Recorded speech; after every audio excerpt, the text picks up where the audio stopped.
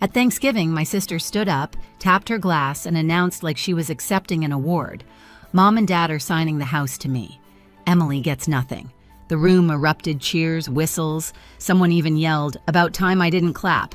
I didn't blink. I just smiled the way you smile when a storm hits, but you already know the roof is theirs, not yours. I set my fork down. "Dad," I said softly, "should I tell them, or will you?" His face drained. My sister froze. And in that moment, everyone knew something was coming. Before I take you into what happened after that silence, tell me, where are you listening from tonight? It helps to know there are people out there who've lived through families like mine. My name is Emily Nolan, and if you'd met my family before that Thanksgiving, you might have thought we were close.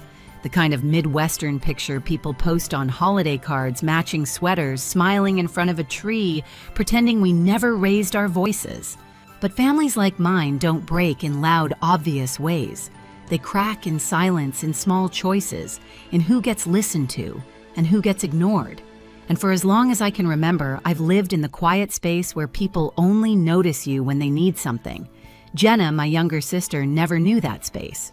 She was the favorite, bright, loud, full of charm, the kind of girl relatives fawn over at gatherings, calling her a natural and a spark. I didn't hate her for it. I just learned early that I'd have to build my life on my own because nothing was ever going to be handed to me the way it was handed to her. Growing up, I watched my parents pour attention into Jenna like she was a plant that needed constant watering. Dance classes, summer camps, private lessons, things I was told we couldn't afford when I asked. Later, when I moved to Chicago for work, they called it selfish, like choosing independence meant I was abandoning them. Meanwhile, Jenna stayed close, visiting every weekend, sliding into that perfect little mold they'd carved out for her. Still, I kept coming home for holidays. For my grandmother, mostly. Evelyn Nolan, sharp mind, silver hair, the only person in the family who looked at me with real pride. When she hugged me at the door, it didn't feel like an obligation. It felt like being seen. She'd tap my cheek, whisper something like, "You're stronger than they think," then slip back into her chair, like she hadn't just given me enough fuel to last another year. This Thanksgiving felt strange before it even began. The air in the house was different, thick, expectant, like everyone had been let in on a secret I wasn't meant to hear. Mom was darting around the kitchen with that tight smile she wears when she's hiding something. Dad wouldn't meet my eyes for more than a second. Jenna kept brushing lint off her dress, even though it was perfectly clean. And when I walked into the dining room, I noticed one more thing. An empty chair next to mine was missing. Not moved, not pushed aside, gone. I should have known then. You'd think the empty chair would have been enough of a warning, but in my family, the signs are always quiet before they explode. I sat down anyway, smoothing my napkin across my lap, pretending not to notice the way conversations dipped every time I entered the room. They'd go flat for a second like someone had pressed mute, then pick up again with forced laughter the moment I passed. Jenna floated around like the star of her own parade, checking the table settings, fixing angles on the centerpiece, whispering little asides to Mom that made them both smile. Every so often, she'd look at me with a tight-lipped grin, polite but hollow, like I was a coworker she barely tolerated. It wasn't always like this. For a long time, Jenna and I were just two kids, sharing a bedroom, passing notes under the door when we were supposed to be asleep. She used to braid my hair, steal my sweaters, beg me to drive her everywhere once I got my license. But somewhere between high school and adulthood, something shifted.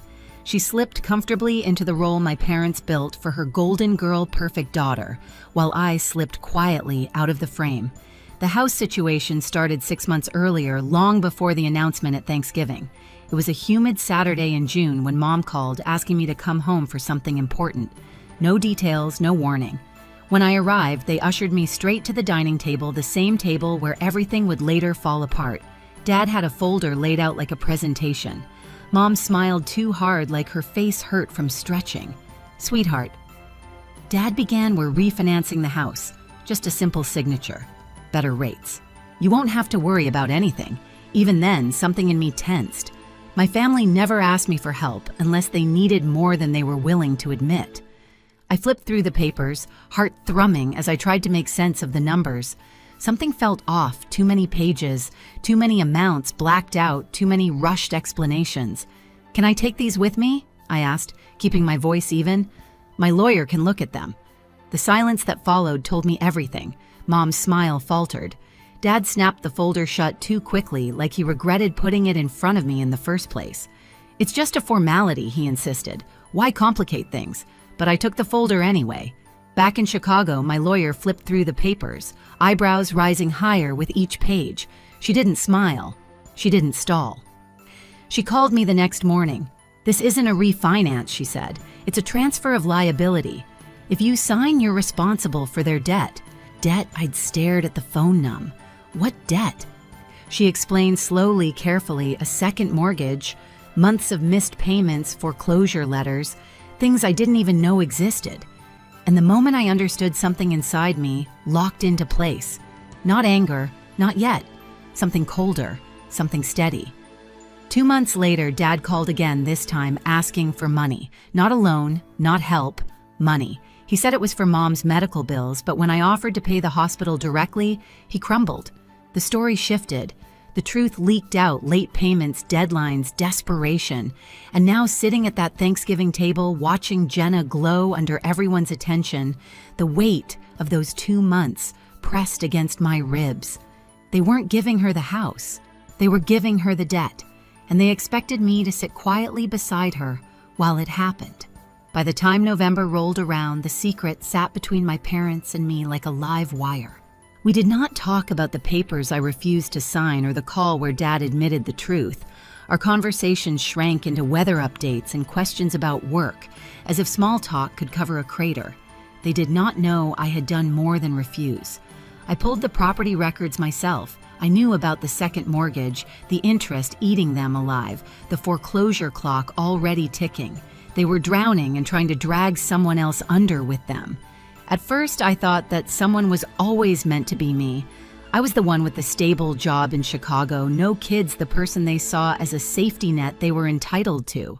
Saying no to them was like learning a new language that tasted like guilt.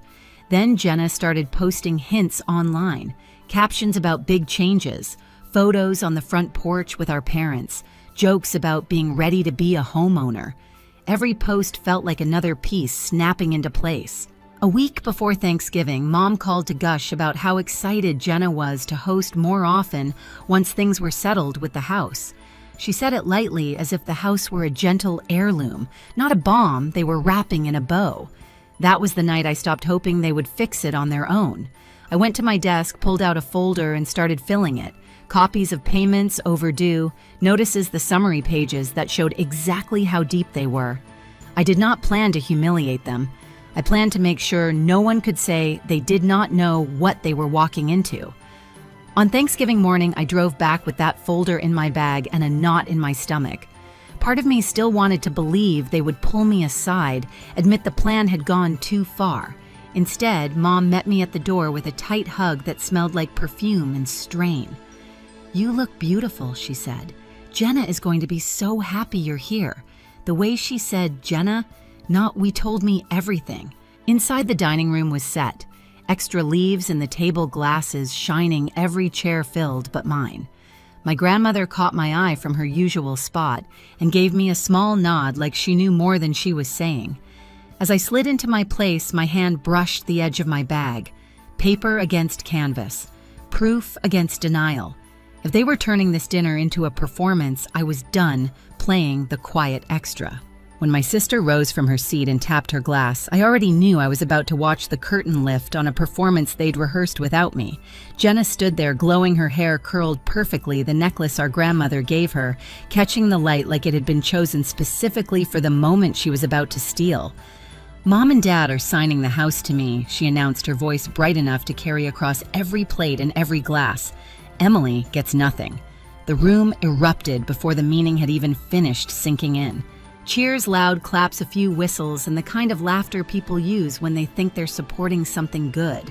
Someone actually slapped Dad on the back. My mother dabbed the corner of her eye like she was witnessing an engagement. I didn't touch my glass. I didn't even blink.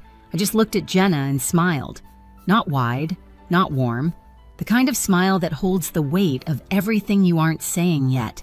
Then I lowered my fork onto my plate and asked Dad, should I tell them? Or will you? The effect was instant. It was like my words cut a wire. The room dropped into silence so heavy I could hear the radiator tick. Dad's hand slipped. His fork hit the plate with a metallic clatter that echoed. Jenna's expression pinched. Tell us what? Around us relatives leaned forward, scenting drama. My grandmother exhaled sharply, as if she'd been waiting for anyone to stop pretending everything was fine. I reached into my bag, pulled out the folder, and placed it in front of me. I didn't open it yet. I just let it sit there, resting like a quiet threat. Before you celebrate Jenna getting the house, I said calmly, you should probably know the condition it's in. Dad tried to recover. Emily not here. Why not, I asked. You weren't embarrassed when you decided to sign it over to her without telling her about the debt. Heads turned. Conversations died. Jenna stiffened like someone had pulled a string tight inside her. What debt, she snapped. I finally opened the folder. A stack of payments bills and overdue notices stared up at us. I slid one page forward, the summary line in bold. They're behind on payments, I said, on 2 mortgages. The second one was taken out without telling anyone. They're months from foreclosure, maybe weeks. My mother's hand flew to her mouth. Dad reddened. Jenna blinked like she'd been slapped. That's not true, she said, her voice rising. They would have told me. Did they tell you, I asked, eyes steady on hers, that the house comes with over $100,000 in debt? That if you sign those papers, you're responsible for every overdue payment and every penalty? Something cracked in her expression. Doubt crept in. Dad tried again. You're making this sound worse than it is, Emily. We're handling it. Are you? I held up another page. Because this one says the bank isn't convinced you're handling anything. He lunged forward as if he could snatch the paper out of my hand right there in front of 20 witnesses. I pulled it back before he could touch it. Stop, Mom begged. Please, don't do this today. Why not, I asked. You chose today. The relatives started shifting in their chairs, some uncomfortable, some newly curious, a few openly furious at being included in this spectacle they hadn't been prepared for. My Aunt Diane was the first to speak. Daniel, she said sharply, is this true? Dad didn't answer. His jaw clenched so tightly I thought it might crack. Mom buried her face in her napkin. Jenna looked between them and me. But they said the house was mine. It was never a gift, I said softly. It was an escape route for them. They needed someone to carry the debt. First they tried to trick me. When that didn't work, they chose you. Jenna stood frozen in her sequined dress, shaking. Her fiancé Tyler leaned away from her slightly, like he wasn't sure if he should be associated with any of this. Is she lying? He asked my parents. Mom sobbed. Dad didn't look up. That was enough. Tyler pushed back his chair and stood. You told me the house was paid off. You said we'd have a clean start. Jenna reached for him, but he stepped back. You expect me, he said, voice trembling between anger and disbelief, to start a life on a sinking ship, Tyler. Please. He shook his head. I'm not marrying into this. The room gasped collectively as he walked out past the turkey, past my stunned parents, out the front door without looking back. Jenna's legs gave out. She dropped into her chair, hands shaking mascara smudging down her cheeks. For the first time in years, she looked like the little girl who used to crawl into my bed after nightmares. This isn't my fault, she whispered. I didn't know. I know, I said, quietly. Dad slammed his palm onto the table. You ruined everything. I stared at him. No, you ruined everything the minute you tried to hand your debt to your children like it was an inheritance. You're tearing this family apart, Mom sobbed. It was already broken, I said. I'm just refusing to keep sweeping the pieces under the rug. A murmur rippled among the relatives' agreement, disappointment judgment, the kind that stings more because it comes from witnesses who saw everything. My grandmother stood slowly, using the table for balance. Her voice, though thin, carried more authority than anyone else's. I taught you better than this, she said to my father. Your daughters are not lifeboats for you to climb into. Dad shrank. Mom wept harder. Jenna finally looked up at me, eyes hollow. What do I do now? The question hit deeper than she meant. Not because I had the answer, but because she was finally asking the right person, not the parents who built her illusions, but the sister they'd pushed aside. Before I could speak, someone knocked on the door. Hard. Every head turned. The knock came again louder. Dad frowned. The door opened and a woman stepped inside. Plain suit, badge clipped to her belt, calm, unreadable expression. "Mr. and Mrs. Nolan," she asked. "I need to speak with you regarding your mortgage records." The room erupted again, this time in a wave of disbelief. Mom nearly collapsed. Dad went white. Jenna grabbed the edge of the table as if it were the only thing keeping her upright. I didn't move. I just sat there breathing slowly, watching the truth finally land where it belonged. "Why is she here?" Dad whispered, voice cracking. The investigator didn't blink. "We received a report of potential financial misconduct. I have a few questions. You could have heard a pin drop. Not one person cheered now. Emily," Mom sobbed. "Tell her you misunderstood, please." I didn't answer. Not yet, because the truth was only beginning to unravel. When the investigator stepped into the house, everything that had held my parents together finally snapped. She asked calm, measured questions about payments, overdue, notices, the second mortgage, and each answer they avoided made the room feel smaller. Relatives drifted away from them like they were stepping back from a fire. Jenna sat motionless, her hands shaking in her lap. She wasn't angry anymore, just emptied out like someone had drained the color from her. My grandmother stood behind her, resting a hand on her shoulder, steady and silent. When the investigator left with the documents, the house fell into a heavy quiet. Mom tried reaching for me. Dad muttered that I'd embarrassed them. Neither apology nor blame landed. I picked up my coat.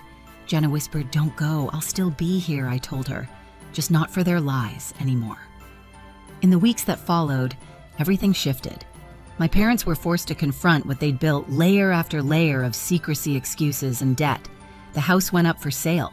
They moved into a small apartment across the city, quieter than they'd ever been. No more grand announcements, no more golden child illusions. Jenna started therapy. She called me often, sometimes to cry, sometimes just to sit in silence on the phone. She told me she finally understood why I stopped letting our parents speak for me. As for me, I learned something I should have known years ago: telling the truth isn't betrayal. Hiding it is. And families built on denial always collapse eventually. If you've ever had to stand alone at a table full of people who claim to love you, tell me where you're listening from. And after hearing my story, what would you have done?